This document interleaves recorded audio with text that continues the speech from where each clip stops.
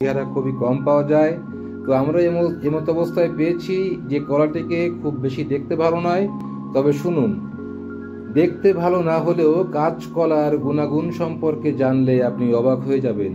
কাঁচকলা হচ্ছে এমনই একটি খাবার যেটা অতিরিক্ত খেলে পরে ক্ষতি, আর এটাকে ব্যবহার করা হয় যখন পেটজনিত পেটে কোনো সমস্যা হয়, ধরুন আপনার ডিসেন্টারি হলে পরে, এবং এটাকে আমাশায় ব্যবহার করা হয়, রেঁধে খায় অনেকে। কিন্তু আজকে আপনাদেরকে শেখাবো আমি এমন একটি পাত্রের ভিতর পানি নিন, তারপর এই কলাটিকে 3 থেকে 4 টুকরো করুন দর্শক, করে আপনারা এই 3 টুকরো 4 টুকরো করে পানিতে ভিজিয়ে রাখুন।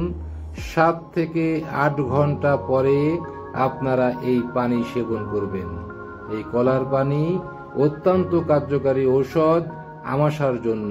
যারা আমাশয়ে ভোগেন, অনেক সময় আপনাদের পেট কামড় দিচ্ছে, রাস্তায় আসছেন, পেটের মধ্যে ব্যথা ব্যথা, তাহলে অবশ্যই আপনারা কাঁচকলার পানি খেতে পারেন।